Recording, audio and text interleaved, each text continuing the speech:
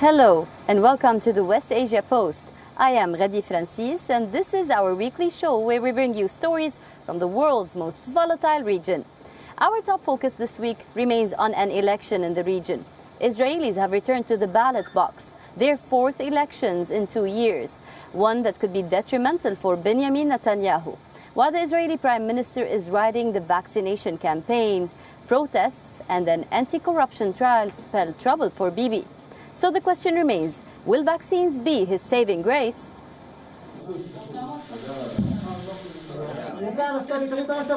Israelis made a trip to the ballot boxes, their fourth time in 2 years. From Prime Minister Benjamin Netanyahu to Israeli President Reuven Rivlin, leaders and citizens were seen voting in an election that determines Israel's future.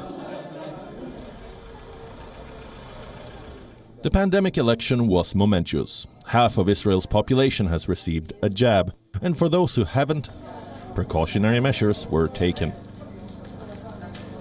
Ballot boxes were kept at the airport for those coming home to vote. For those who tested positive for COVID-19, Israel had separate polling stations where they could drive through and cast their vote. For the patients in hospitals, ballot boxes were wheeled to their bedsides so that they could make their voices heard.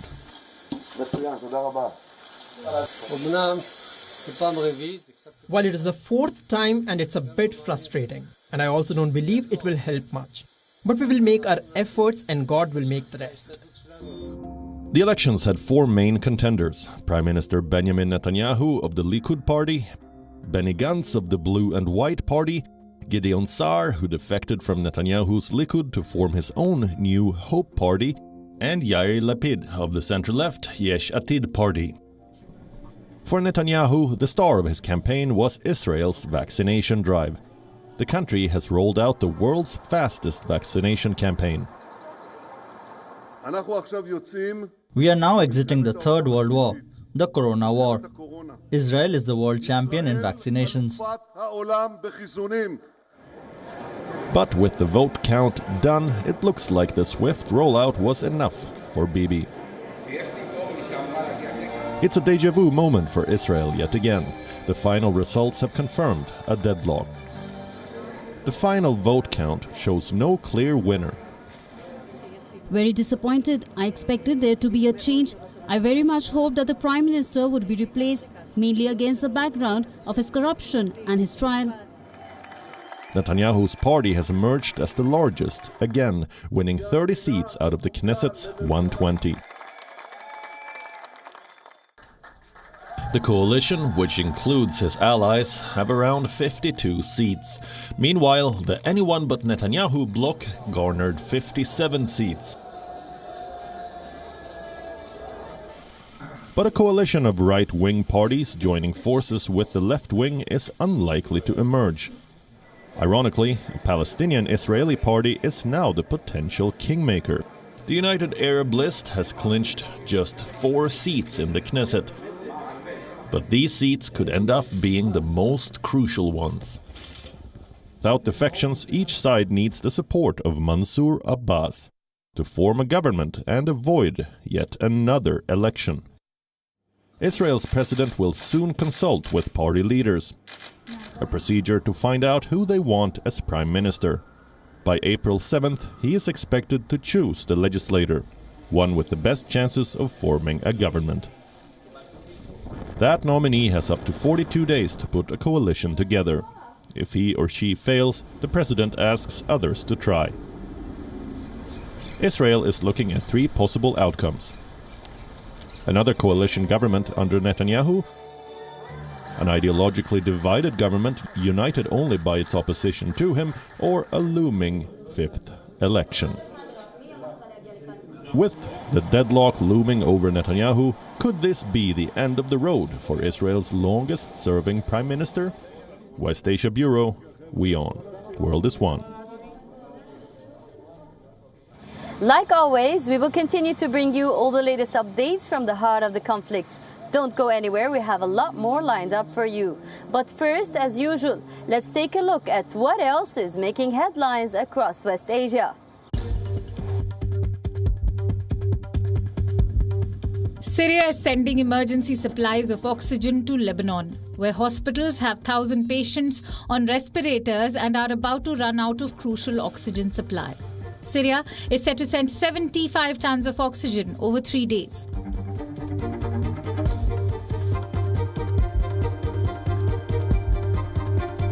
Jordan is planning to create a virus-free golden zone for tourists. This will include Wadi Rum, Petra and the Dead Sea. Any travel into the golden zone will be highly restricted. This comes as the country is dealing with a surge in COVID-19 infections and deaths.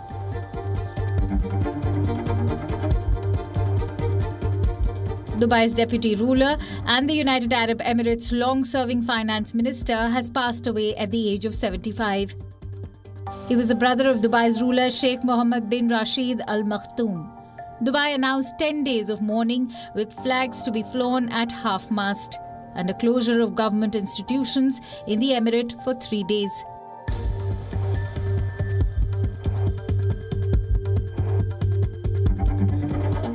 The United States is giving $15 million to vulnerable Palestinian communities in the West Bank and Gaza Strip.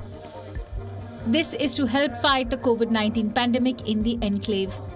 A sharp reversal from the Trump administration, which cut off almost all aid to the Palestinians.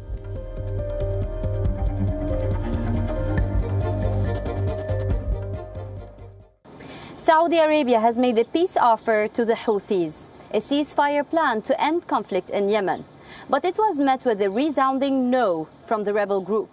Over the last 6 years, ceasefire agreements between the Saudi coalition and the Houthis have rarely held up, with this one also meeting stark rejection. Is peace all but impossible for the war-torn nation?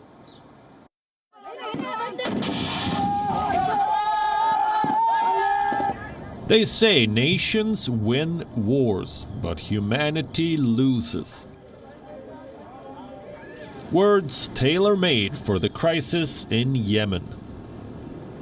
Saudi Arabia has offered peace to the Houthi rebels, a comprehensive ceasefire aimed at ending the 6-year conflict. The kingdom calls on the Yemeni government and the Houthis to accept the initiative, which is an initiative that gives the Houthis an opportunity to reason and to stop the spilling of blood. Proposals include reopening the airport in Sana'a and restarting political negotiations between the two. The time frame, however, is up to the Houthis. We hope that we can have a ceasefire immediately, but the onus is on the Houthis. They have to decide. Are they going to put the interests of Yemen first? The proposal was met with a resounding no. The Houthis said the offer was nothing new.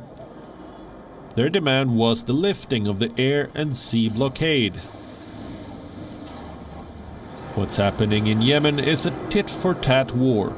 Strikes, followed by retaliatory strikes, and then preemptive strikes. All the while, civilians on the ground watch on as firepower raises hopes for a better life. This isn't a battle for Yemen anymore. This is a theater for the West Asian Cold War. A strip of land where Saudi Arabia and Iran can unleash a battle of egos. The Yemenis are merely pawns in this game, expendable.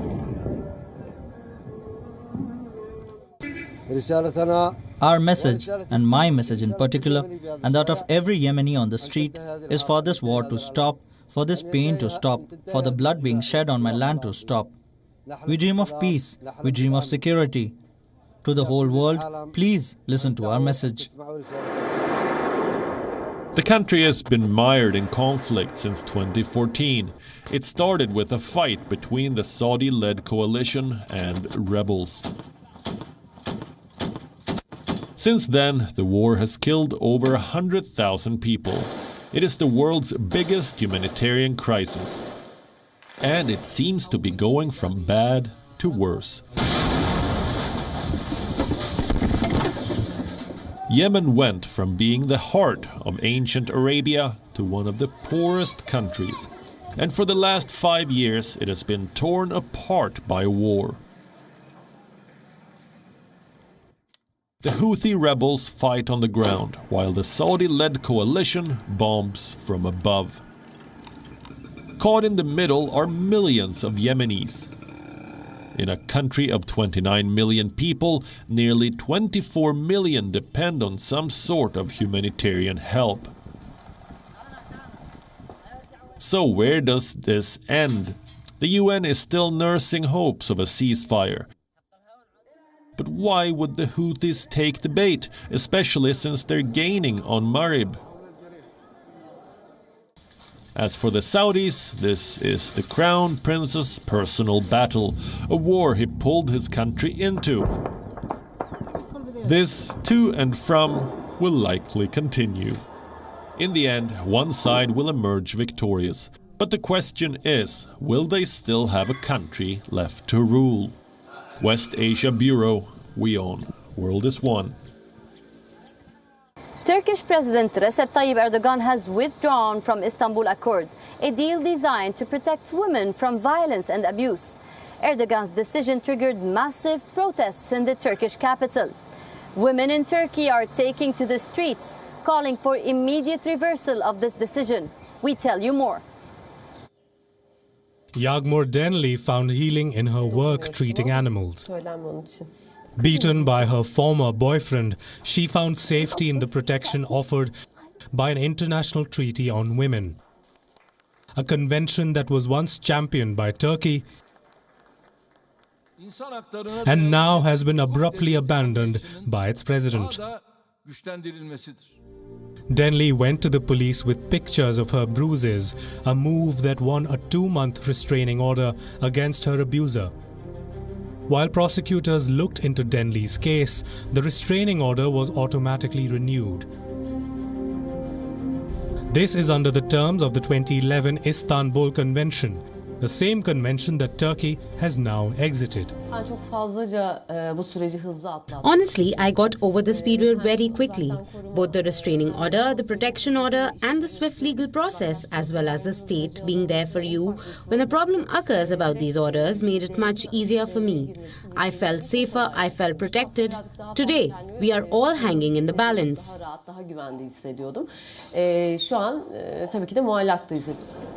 The 2011 Istanbul Convention was signed by 45 countries and the European Union.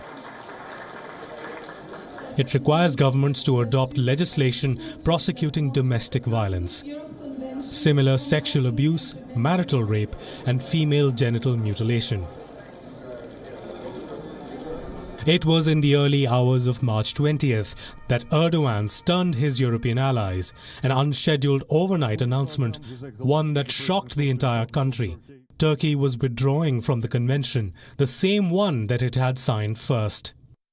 When I heard about it on very early Saturday morning, actually Friday night, I was traumatized. It is not, I mean, on a personal level too, as you said, this is very discouraging, very upsetting. It makes me very, very unhappy and very fearful of the future and very hopeless. No official reason was given by the government. Officials say domestic laws can protect women better. The convention had split Erdogan's ruling AK party and even his family. Conservatives say that the pact undermines family structures. Some were hostile to its principles of gender equality. The move sparked backlash across the world. International criticism has been fierce, from US President Joe Biden to European Commission President Ursula von der Leyen. World leaders slammed Turkey for withdrawing from the accord. Critics say that the decision puts Turkey further out of step with the European Union, the bloc it has been trying to join since 2005. Meanwhile, in Turkey, women descended on the streets, protesting against Ankara's sudden withdrawal. We live in a country that still doesn't believe in equality between men and women. I think they're afraid of women and women being the equals of men, and that's why they withdrew. I wasn't feeling safe as a woman even before this, and after this I feel like I am in an unsafe environment. At least there was a law, a decision that I was leaning on, but now I feel like I don't have any support. I feel vulnerable.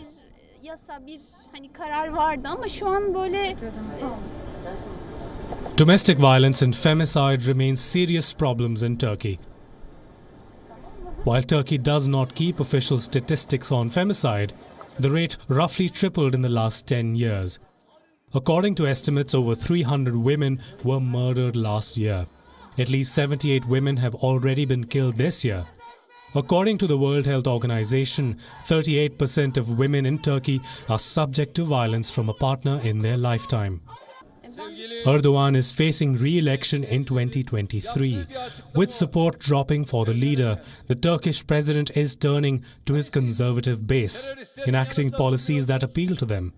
While the move may save Erdogan from losing power, women's safety in Turkey now hangs in the balance. West Asia Bureau, WION World is One. Lebanon's problems are growing bigger every day. While a financial crisis looms over the West Asian nation, a political deadlock continues to threaten its stability. The country has been without a government since August 4th, and parties can't seem to agree on who will lead the nation out of the crisis. We tell you more. A financial meltdown, collapse of the Lebanese pound, sky-high prices for basic goods, and anger on the streets. Lebanon has been hammered by one crisis after the other, and this latest one has plunged the country into chaos. Lebanon has been without a government since August 4th. Even after over 6 months, leaders cannot agree on a new cabinet. Lebanon's top politicians are bickering. It is a determined and honest call for the Prime Minister-designate to immediately take one of the available two options. It is no good to be silent or stay behind high walls. May we save Lebanon.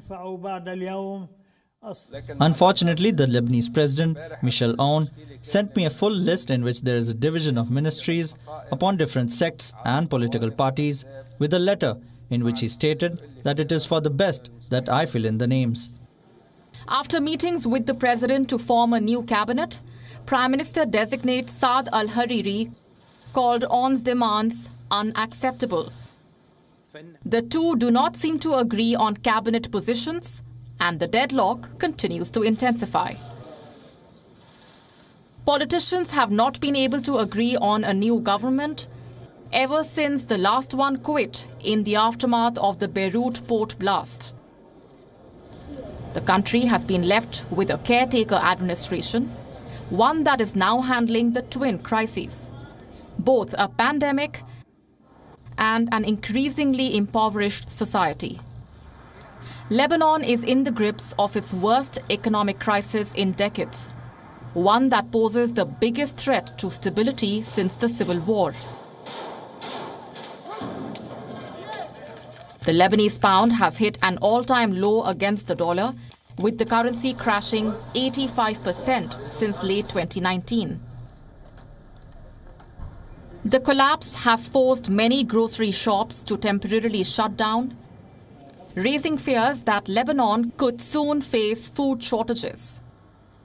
Food shops around the country were locking their doors, online deliveries are being halted, and customer orders are being restricted.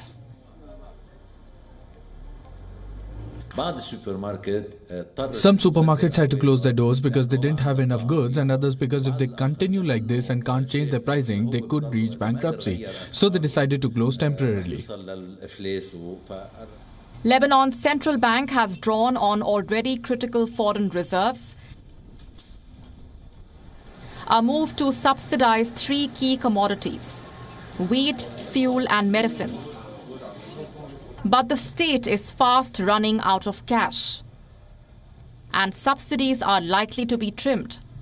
With more families struggling to meet basic needs, it looks like Lebanon is staring at a catastrophe in the coming days. West Asia Bureau, WION World is One. Zoom, Netflix, Amazon. Many of us cannot even imagine our lives without these apps. But for the Syrians, these apps remain a distant dream. While in the pandemic-hit world, these have become lifelines to stay connected. In the sanctioned nation, they remain banned. We tell you more in our next report. As the coronavirus pandemic rages across the world, Mohammed Habesh feels increasingly disconnected. Virtual platforms like Netflix and Zoom have emerged as lifelines in a pandemic-hit world. But in sanctioned Syria, both these websites are blocked. An entire generation more technologically disadvantaged than their global peers. Even before the war in 2011, US tech giants could not operate freely in Syria. With US sanctions forbidding the export or sale of software and technology. This meant no Amazon, Apple or Google for Syria. While they were intended to weaken the Syrian government, the controls have now restricted access to an online universe, one that has helped many cope with coronavirus confinement. The last time I changed my mobile phone was 2 years ago. But there is no reason to change it because all the applications that I wish to have will require payment. Syria is among the only 4 countries in the world without access to Netflix. The new leader in video conferencing applications, Zoom, is also barred here. To bypass some of the restrictions, Syrians resort to VPN proxy servers. But they are not effective on all platforms, including Netflix. And even when VPNs manage to facilitate access, some applications require an activation code sent via text message. Such codes cannot be sent to numbers registered in Syria, thus effectively blocking Syrian users, unless they rely on numbers of friends abroad. Of course, there are ways to circumvent this ban by using VPNs or proxies, but it is not a real and complete solution. To compensate for Netflix, Syrians resort to pirated movies and television series. As an alternative to Zoom, many opt for WhatsApp or Skype.